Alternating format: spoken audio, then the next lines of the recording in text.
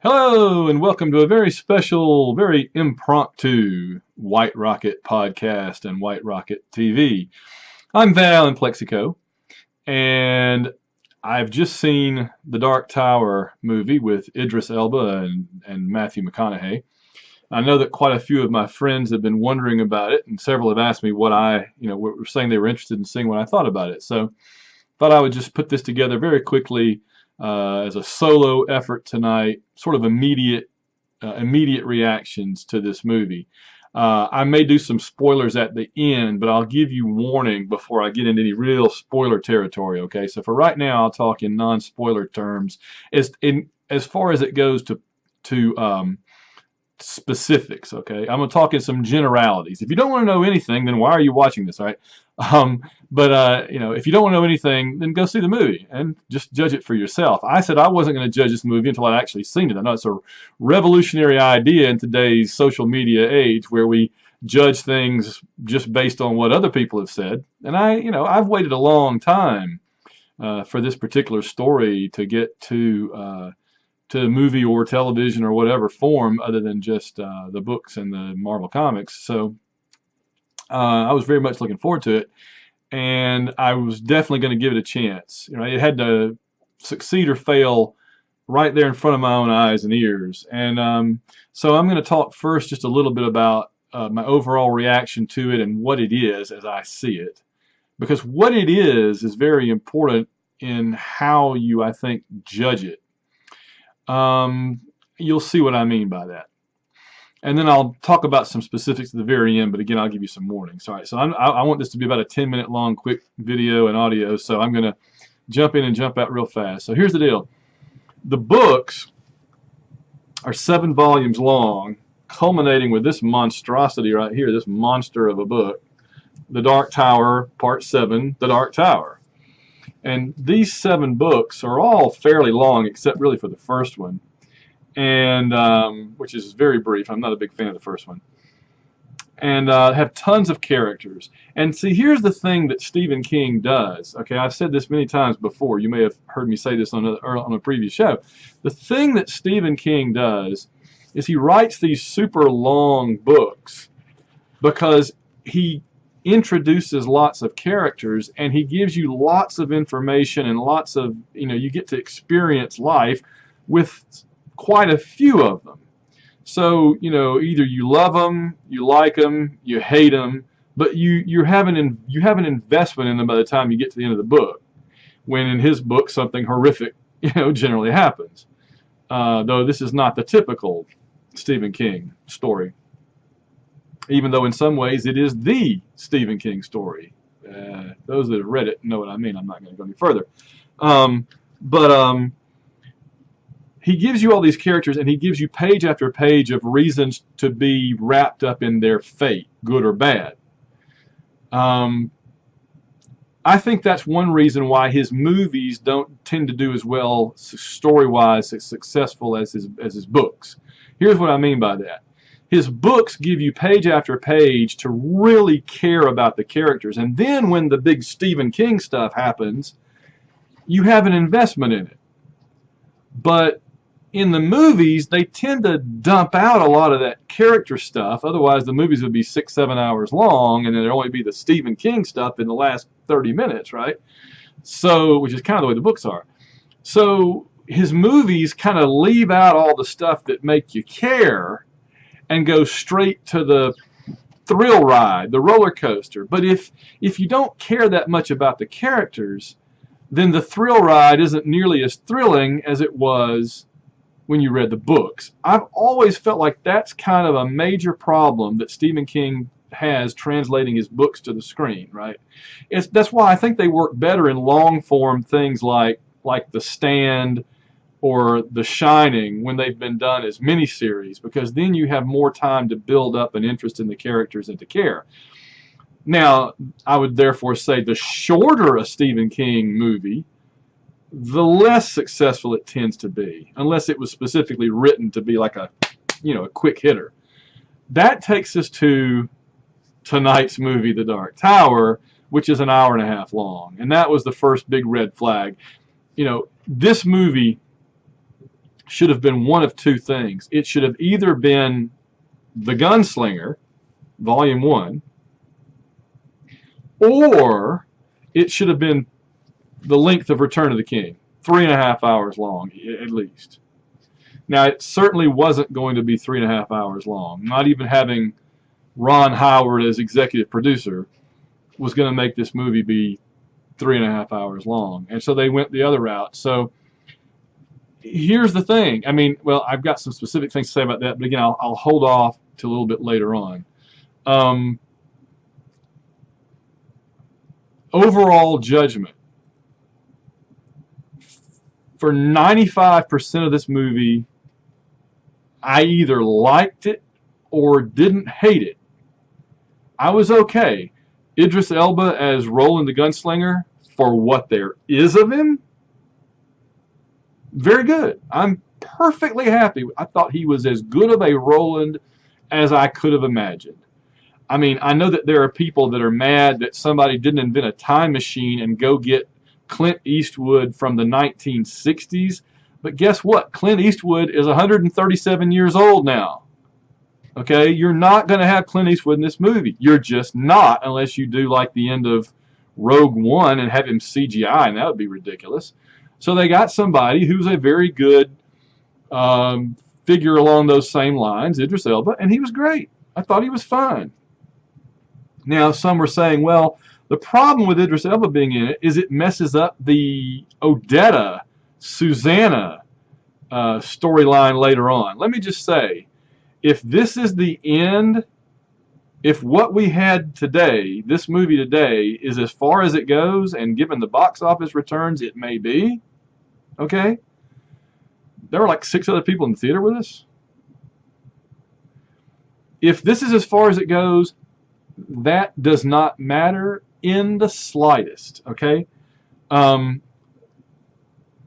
would be like complaining that the X-Men weren't in the Avengers movie. It just doesn't even matter. I'm trying to avoid spoilers here, okay? It doesn't matter, okay? So Roland was fine. I thought with what they gave Matthew McConaughey to do. Matthew McConaughey as the Man in Black, Walter, I believe he's honestly in this movie more than he's in all 7 books put together. I mean, he's in this movie more than Roland is.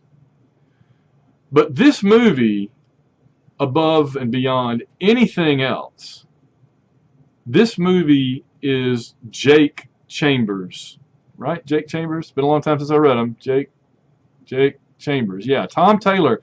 Tom Taylor, the young actor playing Jake Chambers, was, I thought, very good. And this was the Jake Chambers movie. And because this was the Roland and Jake Chambers movie with the Man in Black and the Periphery, for 95% of it, I thought we were getting this. Now, I know it's called The Dark Tower. It's not called The Dark Tower 1, The Gunslinger, like Lord of the Rings, The Fellowship of the Ring. You know, I knew it was not called this. I understood that.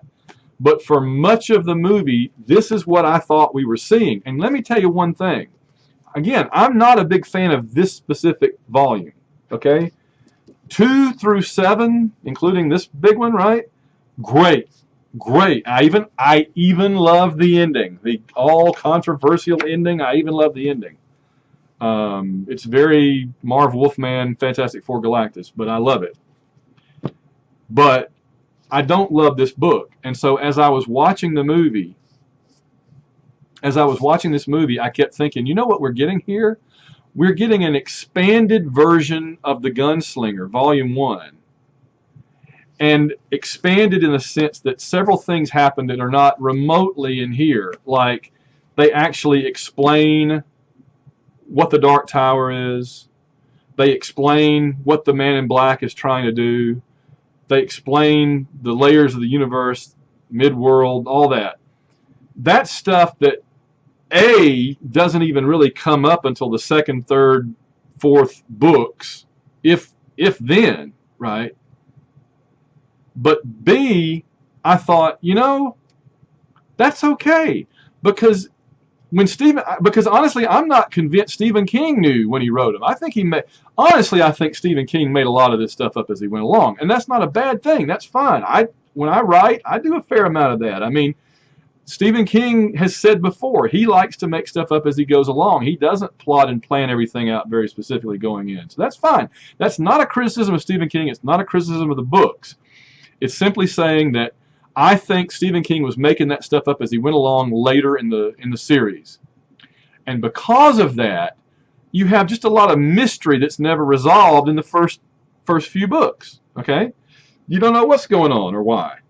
And so in this movie, they really just pretty much present everything right up front to you.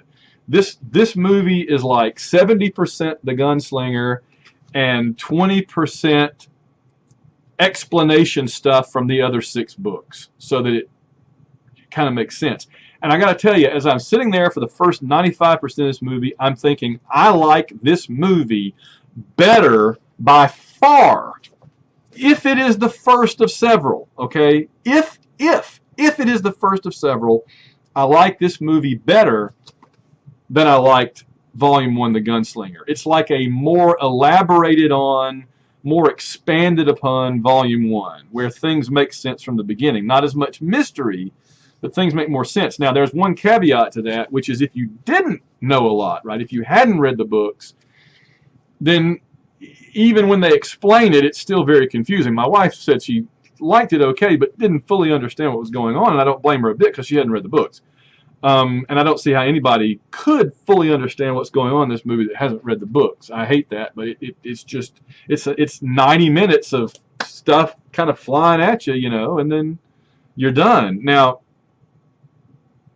let me go ahead and give us a potential, now that we're at the almost, gosh, 12 minute, that happened real fast.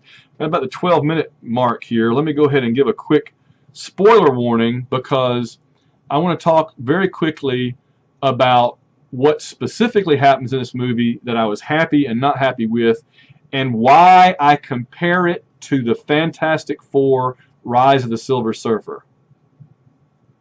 Yes, that's the movie that came to my mind. If you want to know why, stay tuned through the spoiler section here, because I'm going to go ahead now and I'm going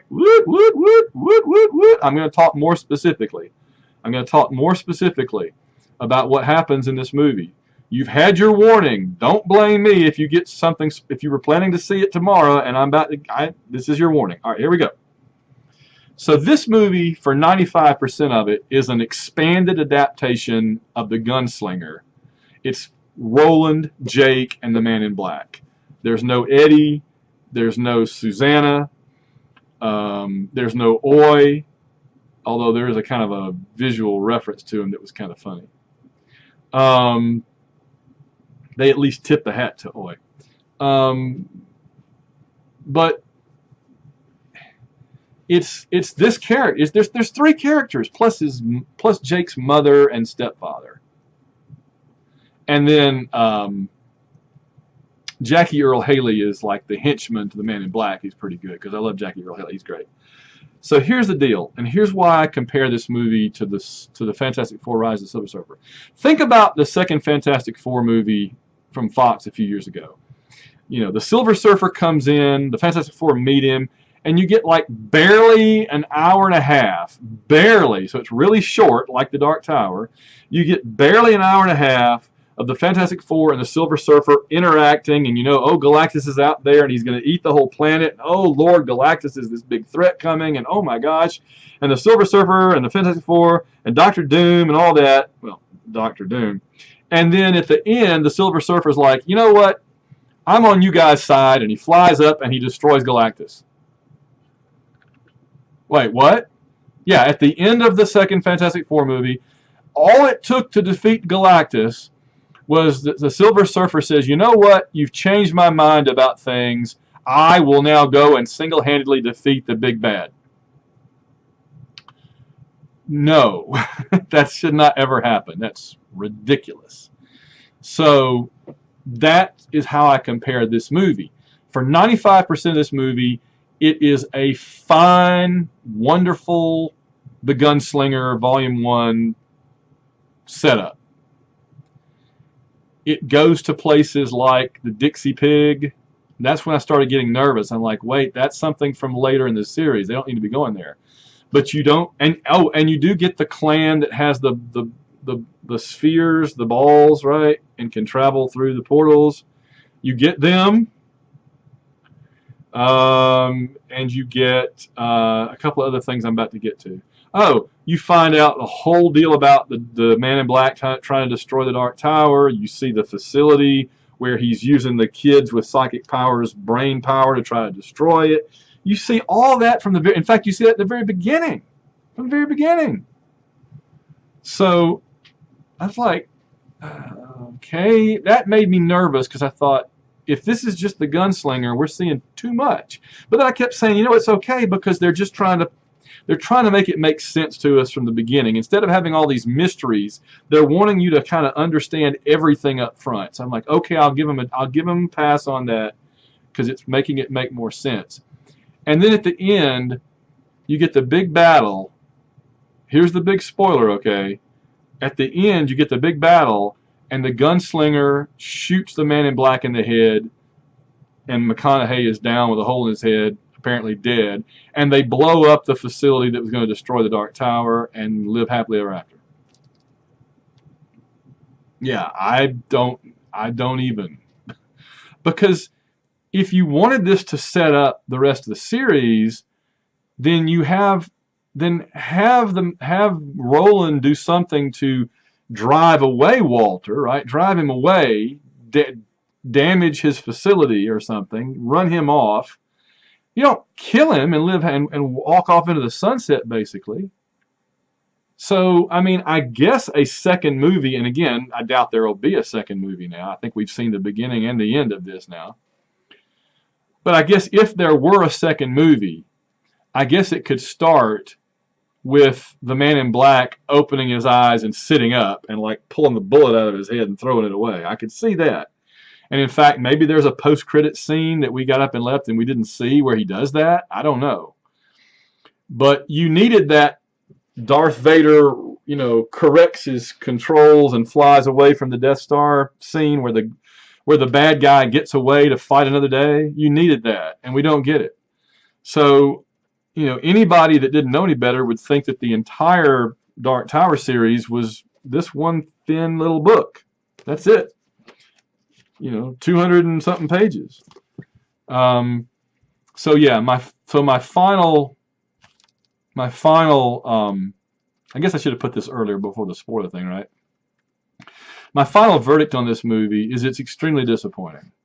It was 90% hopeful. I was with it till the end. I felt like what was there up until the end was promising and had a lot of potential. I like the actors. I like the characters. But if this is the whole thing, where are all the other characters? I mean, there's no city, you know, from the wastelands. There's no train. Blaine the train. There's no Wizard in Glass and his Roland's girlfriend. There's no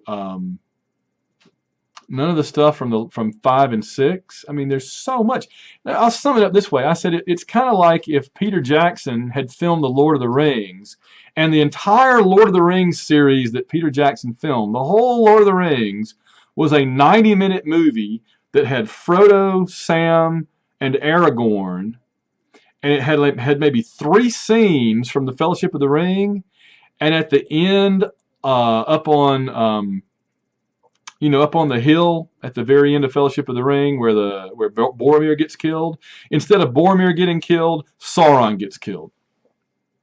That's what this would be, is the entire Lord of the Rings ending with Sauron getting killed at whatever the name of that hill is. I know, but I forgot. Actually, that would be too much because that movie's 3 hours long, and this was only an hour and a half. So it would be like if Peter Jackson filmed The Lord of the Rings and the thing ended when they left Rivendell the first time after the Council of Elrond. It's like if they did everything up to the Council of Elrond, and then when they're walking out past the waterfall, somebody pulls out a gun and fires a bullet, and it shoots the big flaming eye, and Sauron dies at the end. You don't get the underground stuff. You don't get Lothlorien. You don't get the Death of Boromir. You don't get anything from Return of the King. You don't get anything from the Two Towers. You know, you don't get Isengard, or you don't get Helm's Deep, anything like that. So, all right, well, there you go. I on a scale of 1 to 10, I guess I give this about it was hovering around a 7 for me for a while, but I'm ended up giving it like a 4. I give it a 4 out of 10.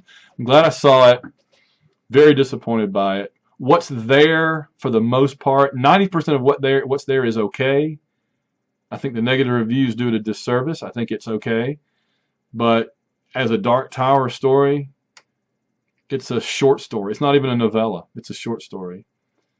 And you don't care about anybody because you don't have any time with them. It's the Fantastic Four, Rise of the Silver Surfer in the Dark Tower in Midworld. All right. Hate to be a bummer. Hate to bring you down. But that's how I saw it. So I'm afraid we won't see any more Dark Tower. I can't imagine. It's not making any money, is it? Surely, because its reviews have been terrible. This has been like the most positive review I've seen it get, my own. We'll be back in the days ahead. I'm going to review. We got several big ones coming up later on. Probably the next big thing would be Thor Ragnarok. You better believe we'll be doing shows about that. And then, of course, Ready Player One comes up next year, too. I just heard the other day there's another movie that comes up about the same time as Ready Player One. I can't remember what. Oh, maybe it's Captain Marvel on the same weekend as Ready Player One. Good Lord. All right, gang. Rocket's going to get out of here for another week. We'll see you guys down the road.